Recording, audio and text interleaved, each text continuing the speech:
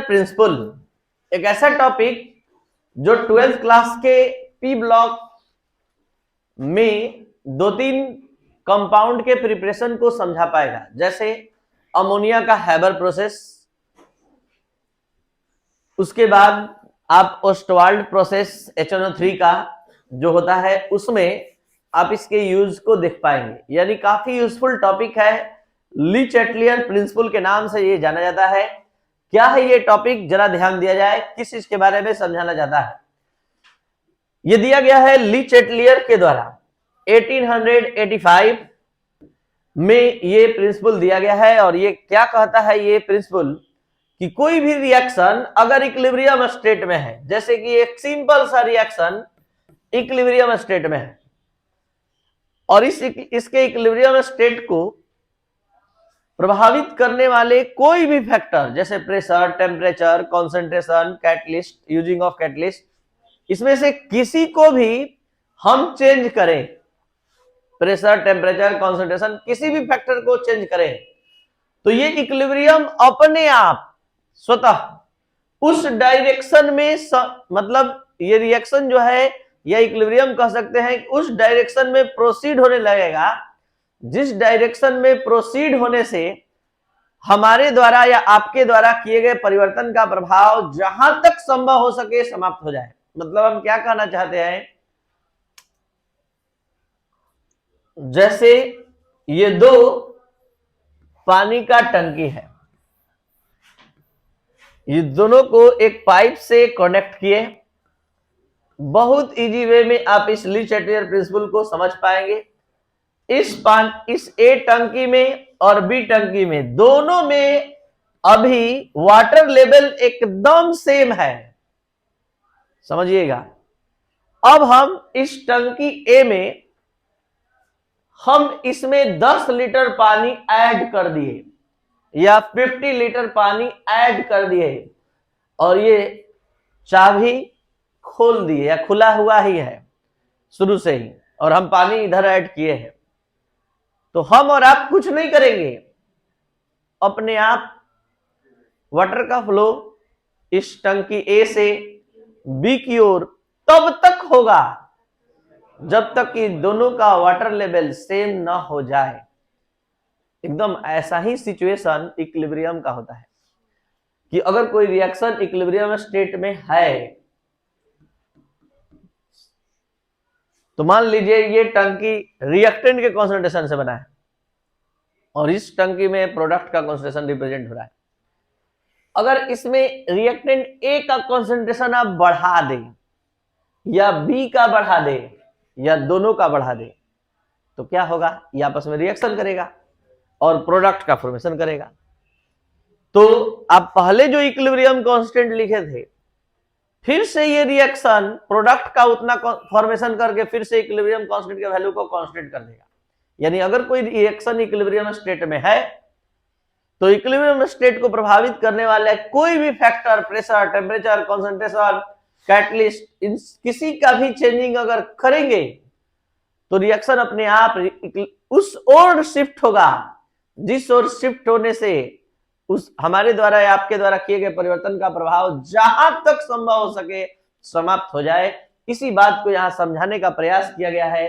When a stress is applied on a system, ये हमारा system है, रिएक्शन हमारा सिस्टम है और हम कोई स्ट्रेस उस पर उत्पन्न कर रहे हैं।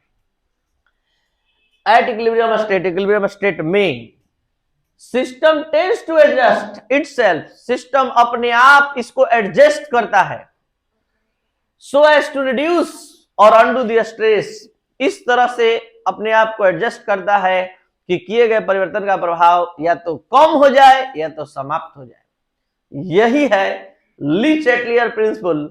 आपको बता दें कि इक्विलिब्रियम स्टेट को प्रभावित करने वाले जो फैक्टर्स हैं वो ये है: changing the concentration of the reactant और product, volume of the system, pressure of the system, temperature of the system, using of catalyst और एडिंग ऑफ हीट। बारी बारी से हम लोग हर एक फैक्टर्स का स्टडी स्टार्ट करने जा रहे हैं, बहुत आसानी से आप समझ पाएंगे। ये रिएक्टेंट है, इस रिएक्शन में ए और बी और प्रोडक्ट है सी और डी। अब आप ही बताइए, ये रिएक्शन इक्विलिब्रियम स्टेट में है और दोनों अभी यहां पर दोनों का ए और बी का या किसी एक का आप मान लीजिए 5 लीटर ही कॉन्सेंट्रेशन बढ़ा दिया, 5 मोल पर लीटर ही कॉन्सेंट्रेशन बढ़ा दिए, वॉल्यूम नहीं पूरा कॉन्सेंट्रेशन टर्म बढ़ा दिए। 5 मोल पर लीटर अगर पहले था तो अब 10 मोल पर लीटर कर दिए, 10 मोल पर लीटर कर दिए, तो क्या होगा? आपने जस्ट अभी एग्जांपल देखा कि आप इस टंकी में पानी अगर ऐड करते हैं तो यहां ये दोनों आपस में रिएक्शन करके इसको बनाएगा, यानी कि इस टंकी से पानी इस टंकी की ओर आएगा। तो आप समझ रहे हैं कि अगर आप रिएक्टेंट के मॉलिक्यूल, रिएक्टेंट के कॉन्सेंट्रेशन को बढ़ा रहे हैं तो रिएक्टेंट आपस में क्या करेगा? रिएक्शन करेगा। तो रिएक्शन किधर जाएगा? इक्विलिब्रियम किधर जाएगा? फॉरवर्ड शिफ्टिंग होगा, यानी किसके डायरेक्शन में जाएगा? प्रोडक्ट के डायरेक्शन में जाएगा। तो कोई रिएक्शन अगर इक्विलिब्रियम स्टेट में है और वहां आप रिएक्टेंट के कॉन्सेंट्रेशन को बढ़ाते हैं तो equilibrium will shift in the direction of product, और प्रोडक्ट के डायरेक्शन में, तो प्रोडक्ट का डायरेक्शन आप लोग क्या कहते हैं? फॉरवर्ड। तो इसका रिजल्ट होगा फॉरवर्ड शिफ्टिंग। यानी जब जब रिएक्टेंट का कॉन्सेंट्रेशन आप बढ़ाएंगे तो इक्विलिब्रियम किधर शिफ्ट होगा? Forward direction. जस्ट अपोजिट, हम प्रोडक्ट का कॉन्सेंट्रेशन बढ़ा रहे हैं तो प्रोडक्ट का कॉन्सेंट्रेशन बढ़ाएंगे, तो प्रोडक्ट का कॉन्सेंट्रेशन बढ़ाएंगे, देखिए सी और डी का या दोनों का, तो फॉरवर्ड शिफ्ट, बैकवर्ड शिफ्टिंग, तो ये इक्विलिब्रियम भी शिफ्ट इधर करेगा। अब जल्दी से बताइए ये कौन सा डायरेक्शन है? बैकवर्ड। तो ये आंसर, इसका रिजल्ट क्या होगा? समझ पा रहे हैं? मतलब यहां हमने पहला फैक्टर आपके सामने रखा, और ये पहला फैक्टर किसके आधार पर हम इक्विलिब्रियम पर जो इफेक्ट है उस किसके आधार पर हम समझा रहे हैं? चेंज इन कॉन्सेंट्रेशन के आधार पर। और चेंज इन कॉन्सेंट्रेशन किसका किसका हो सकता है? रिएक्टेंट का भी, प्रोडक्ट का भी। तो हमने क्या समझाया कि अगर इक्विलिब्रियम स्टेट में कोई रिएक्शन है, रिएक्टेंट का कॉन्सेंट्रेशन अगर आप चेंज करेंगे तो रिएक्शन शिफ्ट होगा फॉरवर्ड डायरेक्शन से बैकवर्ड डायरेक्शन की ओर, यानी रिएक्टेंट से प्रोडक्ट की ओर, यानी फॉरवर्ड शिफ्टिंग। तो इक्विलिब्रियम शिफ्ट इधर की ओर होगा। तो इस रिजल्ट को, इसके मतलब जो आप चेंजिंग लाए उससे क्या शिफ्टिंग, किधर शिफ्टिंग दिखाएगा? Forward shifting. और जस्ट अपोजिट, अगर प्रोडक्ट का कॉन्सेंट्रेशन बढ़ा रहे हैं तो वहां प्रोडक्ट से रिएक्टेंट बनेगा, यानी बैकवर्ड डायरेक्शन से रिएक्शन होगा, तो इसका रिजल्ट होगा बैकवर्ड शिफ्टिंग।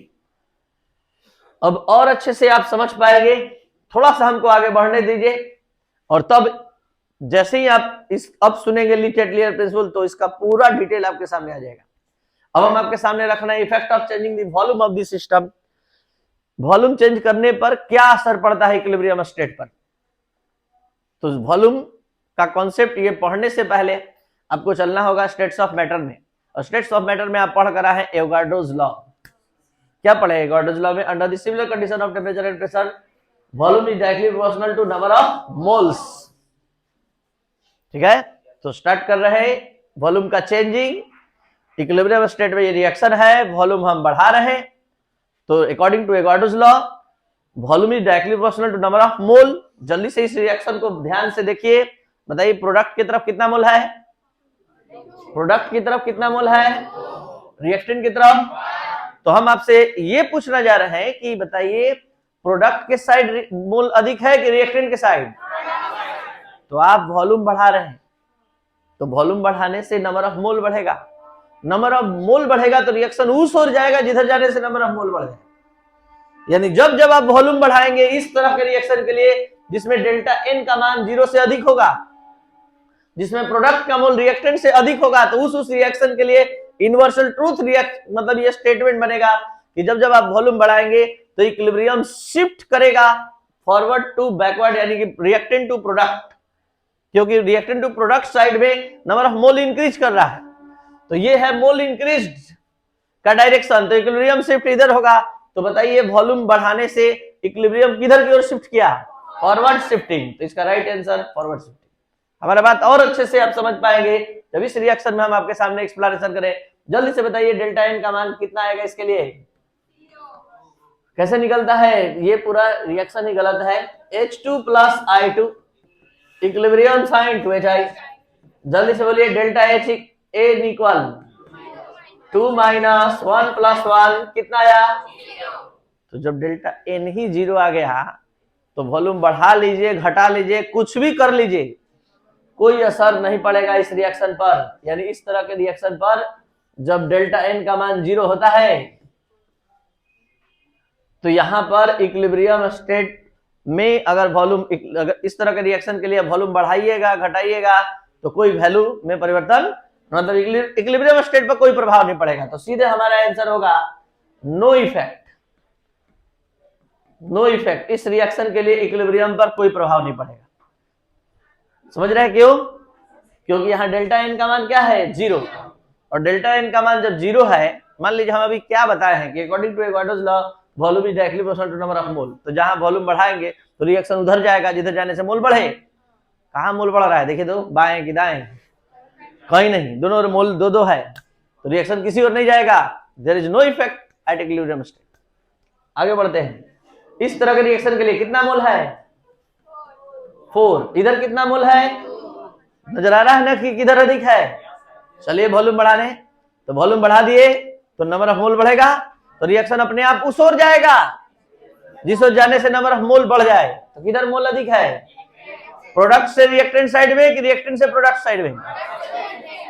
तो यहां देखिए प्रोडक्ट साइड में अधिक है तो रिएक्शन जाना होगा प्रोडक्ट रिएक्टेंट की साइड में, तो रिएक्टेंट के साइड में जाना होगा, तो मोल इंक्रीज का डायरेक्शन ये है, तो इक्विलिब्रियम शिफ्ट इधर होगा, तो इसका रिजल्ट होगा। तो अभी हम 2 फैक्टर पर मात्र स्टडी किए हैं और 2 फैक्टर पर ली चैटलियर प्रिंसिपल आपको समझाने का प्रयास किए हैं। हर एक फैक्टर पर हम ली चैटलियर प्रिंसिपल में यही समझाना चाहेंगे कि जब कोई रिएक्शन इक्विलिब्रियम स्टेट में होता है और इक्विलिब्रियम स्टेट को प्रभावित करने वाले फैक्टर, प्रेशर, टेम्परेचर, कंसंट्रेशन को अगर हम चेंज करते हैं तो इक्विलिब्रियम अपने आप उस ओर शिफ्ट होता है, जिस ओर शिफ्ट होने से हमारे या आपके द्वारा किए गए परिवर्तन का प्रभाव समाप्त हो जाए। यानी when stress is applied on a system, system tends to adjust itself so as to reduce or undo the stress. This is called the law of the Lee-Chatelier principle. तो ये ली चैटलियर प्रिंसिपल के नाम से जाना जाता है। यहां पर हमने वॉल्यूम और इसका इफेक्ट पढ़ा, ठीक है।